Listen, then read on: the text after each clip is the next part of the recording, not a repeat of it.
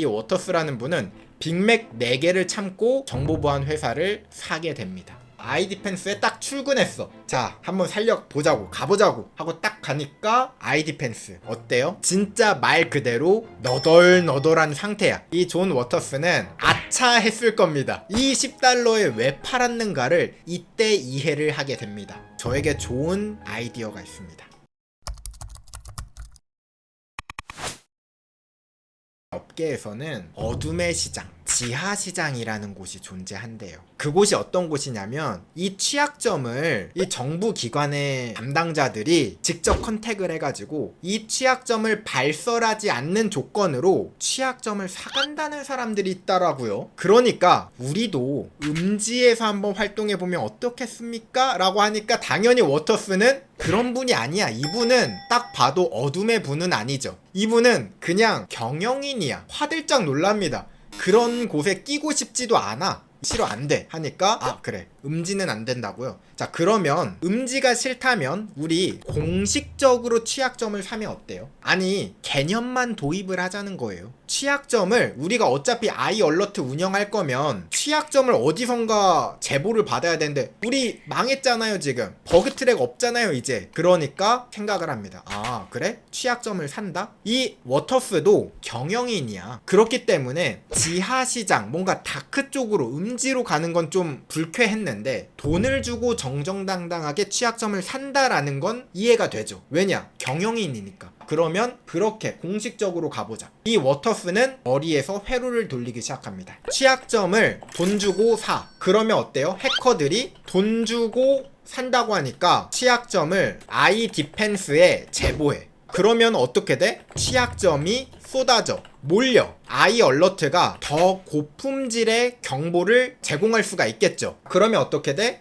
에브리바디 아이 얼러트를 쓰고 싶어해. 자, 벌써 여기까지 그려져. 그래서 워터스의 머릿속에서는 이미 성공했죠. 오케이, 요런 시나리오면 우리는 성공밖에 없다. 그런데 다른 직원이 또 초를 치죠. 아니 근데 그 취약점 돈 주고 사면 우리 가뜩이나 돈이 없는데 그거 감당 가능하겠어요? 취약점이 한두 개가 아니 엄청 많아요. 그거 다 돈을 주고 산다고요? 하니까 다른 직원이 반박합니다. 아니 괜찮아, 돈 많이 줄 필요 없어. 네가 생각하는 것처럼 몇백 몇천만 원 안 줘도 돼. 왜냐? 그 당시에 해커들은 제가 아까 이야기했죠. 선택지가 어차피 없어요. 그 취약점을 내가 이용하거나 회사에 제보하다가 고소당해서 감옥에 가거나 어쨌건 결과는 감옥이야. 그러니까 내가 돈을 주면 안 오겠어? 그리고 그게 맞았죠. 생각해보니까 돈 많이 줄 필요가 없는 거야. 그래서 공식적으로 이 아이 디펜스에서 취약점을 사겠다라고 올려버립니다.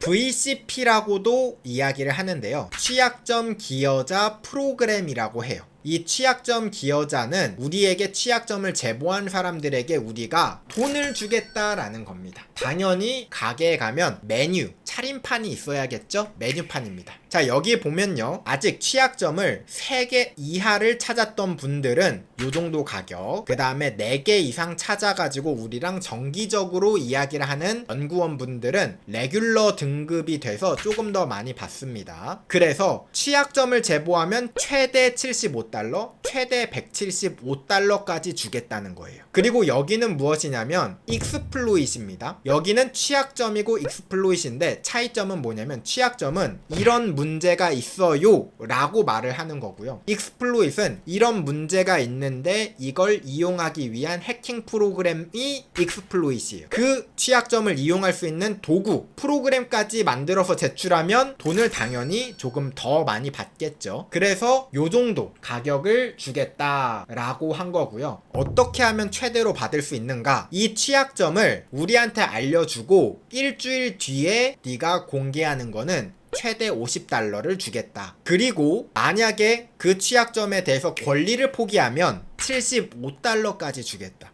이 당시에 $25면 크거든요. 자, $25면 아이 디펜스 같은 회사 2개는 사요. 워터스는 10달러에 이 회사를 샀다니까요. 그러니까 당연히 해커들은 이걸로 갑니다. 그냥 권리 포기. 왜냐면 그거 공개 권리를 내가 가지고 있어 봤자 의미가 없어. 어차피 그거 가지고 내가 할 수 있는 게 없거든. 그니까 돈이라도 조금 더 받는 게 낫죠. 그래서 요렇게 가격표를 차리고 올립니다. 근데 여러분들 조금 이상한 점이 있을 거예요. 요즘 버그 바운티 사이트를 들어가면 요런 모양이거든요. 지금 유명한 버그 바운티 사이트, 해커원의 사이트입니다. 여기 보면은 해킹할 수 있는, 취약점을 제보할 수 있는 프로그램들이 나와요. 이렇게 나오는데 여기는 아직 그게 없죠? 맞습니다. 여기는 대상이 없는 게 특징이에요. 그럼 무엇이냐? everybody. 그냥 네가 찾은 취약점은 다 돈 주겠다라는 거예요. 조금 이상하긴 하죠. 아무튼 윈도우즈건 애플이건 뭐 상관없어. 그냥 찾은 취약점 내가 살게. 이 워터스 진짜 회심의 일격을 날린 거예요. 요 프로그램을 딱 출시하자마자 난리가 났죠. 처음에 이 취약점을 제보를 받았는데 사실 이거는 돈 주고 사기도 좀 아까운 취약점, 안 사고 싶은 취약점, 이런 것들을 막 제보하는 거예요. 그러나 워터스 일반인이 아니죠. 이것까지 예상을 했습니다. 운영 초기에는 분명히 의미 없는 취약점들이 제보가 될 것이다. 하지만 우리가 여기에서 얻어야 되는 건 무엇이냐? 민심이다. 자, 이걸 캐치한 겁니다. 일단 우리가 민심을 쌓아야 하는 시기다 라고 하면서 그런 취약점에도 돈을 주기 시작합니다. 그러다 보니까 해커들이 이 아이디펜스의 이 VCP 프로그램을 알게 되고 점점 몰리게 됩니다. 그래서 이 프로그램이 대박이 나게 됩니다. 많은 기업들이 다 이 아이디펜스에 구독하고 싶어 했습니다. 그래서 아이디펜스가 구독료를 2배를 올려버려. 그리고 심지어 어떤 정부 기관에는 여기에 가입하고 싶다고 연회비로 150만 달러까지 제공을 한 회사도 있다고 합니다. 거의 1년도 안 됐죠. 2003년 10월에 아이디펜스 매출 2배를 찍게 됩니다. 진짜 초고속 성장을 하게 되는 거예요. 1년도 안 돼서. 10달러, 빅맥 4개를 포기하고 산 회사가 바로 내년에 매출이 2배가 된 거예요. 역시 전문 경영인은 진짜 달라. 아무튼 이 프로그램이 혁신을 일으켰어. 그러다 보니까 분노를 하는 곳이 계시죠. 부들부들. 어디가 부들부들 했을까요? 바로 소프트웨어 회사들. 화나지. 정말 짜증나. 왜냐? 고객들이 자기들한테 자꾸 독촉하고 문의하는 거야. 아니 저희 지금 아이디펜스 구독하고 있는데 니네 프로그램 지금 이 취약점 있대요. 이거 고쳐주세요 라고 닥달을 하는 거야. 해커들이 고치라고 하면은 너 고소할 거야 라고 하면서 협박을 했지만 고객이잖아. 입장이 바뀌었어. 어쩔 수 없이 취약점을 고쳐야 돼. 근데 그러다 보니까 아니 나는 지금 이 시간에 개발, 새로운 거 만들고 새로운 거 하고 싶은데 자꾸 고객들이 전화해서 취약점 이거 고치세요 저거 고치세요 하니까 시간이 없는 거야. 그러니까 회사 입장에서는 방해가 된다고 생각을 하는 거죠. 왜냐면 취약점을 고치는 것도 어쨌든 비용이 들거든요. 사실 지금 생각하면은 정말 배부른 거죠. 말도 안 되는 일이야. 근데 소프트 회사 그 당시에서는 그런 생각이었다고 합니다. 그래서 이 소프트웨어 회사들 마이크로소프트, 오라클 등등 여러 회사가 이 워터스를 비난했다고 합니다. 야, 너 그거 솔직히 비윤리적이다. 그거 해커들한테 해킹을 하라고 부추기는 거랑 똑같다. 더 위험한 세상을 만들고 있는 거다라고 비난을 합니다. 하지만 그거에 굴할 사람이냐? 아니죠. 자, 이 워터스는 경영인이에요. 그런 언론 플레이 타격 없습니다. 이분은 돈이면 돼. 그렇기 때문에 우리가 지금 불법적인 일을 한 것도 아니고 제가 합법적으로 사람들이 원하는 거야. 그리고 이미 분위기가 기울었습니다. 지금 이 소프트웨어 회사들이 이 워터스를 비난하면서 아이디펜스를 뭐라고 할 분위기가 아닌 게 이 분야가 빵 뜨니까 다른 경쟁 업체도 등장하기 시작합니다. 그래서 취약점을 사는 버그 바운티 시장이 개막을 하게 되는 거예요. 그러면 이 아이디펜스가 이렇게 성공하는 과정에서 어떤 취약점이 가장 많았을까요? 단연코 많았던 게 초창기에는 여러분들 듣고 깜짝 놀라지 마세요. 윈도우즈였습니다. 지금 같으면 이 윈도우즈 취약점 난리 나죠. 근데 그 당시에 해커들은 윈도우즈를 굉장히 좋아했대요. 왜냐? 취약점이 너무 많이 나와. 그냥 찾으려고 하면 탈탈하면 취약점이 우두두두두 막 떨어져. 그래서 초창기에는 이 윈도우즈 제로데이 취약점이 가치를 별로 못 받았대요. 지금은 진짜 몇천 몇억까지 하지만 그 당시는 아 이걸 돈 줘야 돼? 라고 할 정도로 취약점이 너무 많이 나왔다. 그 이유가 무엇이냐? 마이크로소프트가 초기에 어떤 전략이었냐? IT 업계를 빠르게 선점하기 위해서 보안 그런 거 개나 줘버려. 일단 빨리 이 전략을 시전했죠. 그러다 보니까 문제투성이일 수밖에 없어. 그 당시에 넷스케이프에서 이제 내비게이터라는 웹 브라우저를 만들었을 때 얘가 점점 장악할 것 같으니까 급하게 인터넷 익스플로러 IE를 만들어서 출시합니다. 급하게 만들어서 출시를 하는데 그 당시에 해커들의 파티였다고 합니다. 인터넷 익스플로러 털면 나와. 그래서 이 마이크로소프트가 그렇게 막 나가다가 갑자기 정신을 차린 사건이 있습니다. 바로 무엇이냐면 여러분들도 기억하시겠지만 2000년대 초는 특히나 윈도우즈에서 악성 코드가 정말 많았거든요. 그래서 맨날 엄마가 이야기했죠. 컴퓨터 게임하면 해킹당해. 게임하지 마. 엄마들을 위해서 해커들이 해킹을 하는 건가? 라고 생각을 할 정도로 정말 해킹을 정말 많이 당했는데 2001년에 큰 사건이 하나 터집니다. 코드 레드라고 불리는 악성 코드가 퍼지게 돼요. 이 코드 레드가 서버를 공격하는 웜, 스스로 자가 번식을 하는 악성 코드거든요. 근데 이 코드 레드가 나온 지 12시간 만에 35만 대의 서버를 감염시키고요. 그리고 하루 만에 전 세계 100개의 나라로 쫙 퍼집니다. 그냥 그야말로 대형 사건이었어. 그런데 더 문제는 무엇이냐? 이 코드 레드라는 악성 코드가 쫙 퍼진 다음에 이 악성 코드가 노렸던 타겟 디도스를 날렸거든요. 어디를 날렸냐? 바로 화이트하우스, 백악관을 노린 겁니다. 그러니까 백악관에서 뭐라고 말해요? 야, 잠깐 빌 좀 데려와라.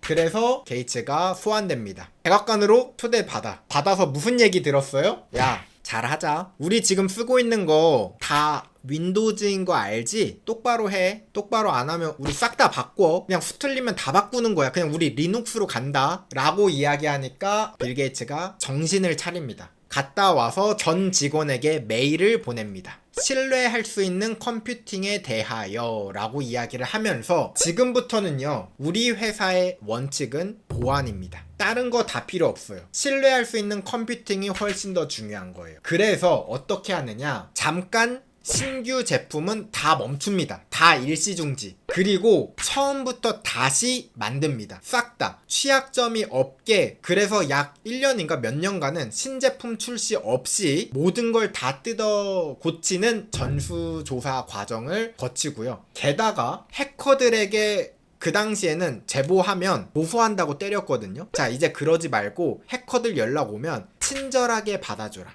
해커의 한 라인까지 만들어줘요. 그래서 요 사건 후로 윈도우즈는요 달라집니다. 역시 혼나야 돼.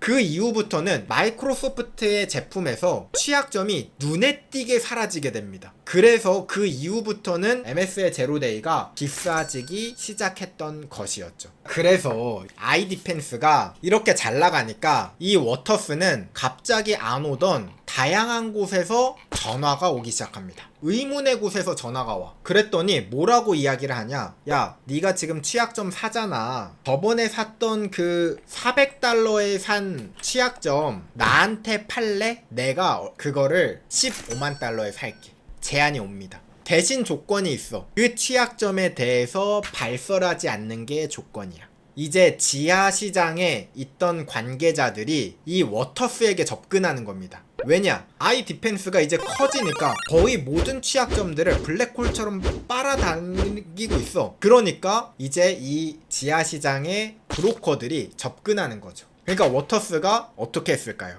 거절했다고 합니다. 이 브로커들이 이야기해. 야, 애국해야지. 애국자잖아. 애국심에 호소를 했지만 워터스는 거절했습니다. 그 이유는 무엇이냐? 취약점을 사는 이유는 뭐야? 취약점을 사서 그 취약점 정보를 고객한테 알리기 위해서, 이 아이 얼러트라는 서비스를 운영하기 위해서 구독제도 비싼 돈 주고 받고 있는데 $15만 얘네한테 팔면 그 취약점을 고객한테 말하면 안 되죠. 이거는 기업인으로서 비윤리적인 거다. 지금 내가 망할 뻔하던 거 살려준 거 이 고객들인데 이 고객한테 잘하자. 안 팔았다고 해요. 근데 이분한테 15만 달러에 산다고 이야기했던 거는 무슨 말이죠? 그만큼 이 시장이 뜨거워졌다는 겁니다. 그거는 워터스 아저씨가 막을 수 없었던 분위기라는 거예요. 만약에 이 브로커가 해커에게 직접 컨택을 해서 이렇게 취약점을 사기 시작하면 어떻게 돼요? 그런 일이 직접 생기기 시작합니다. 해커들은 이제 돈맛을 보더니 야, 지금 너 소문 들었어? 이 취약점 아이 디펜스한테 파는 것보다 그 어떤 사람한테 팔면 더 비싸게 팔 수 있대.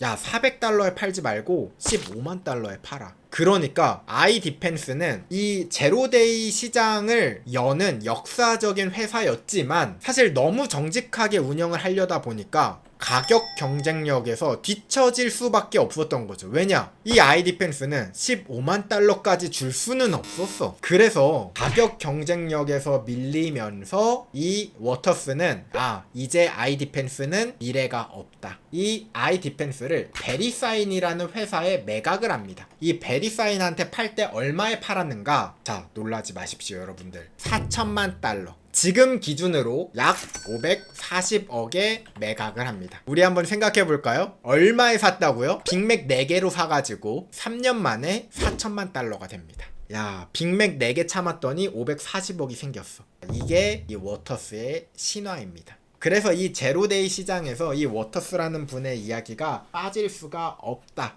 라고 하더라고요. 요렇게 이 제로데이 시장이 여기에서 본격적으로 스타팅이 되면서 활발하게 이제 활성화가 되었습니다.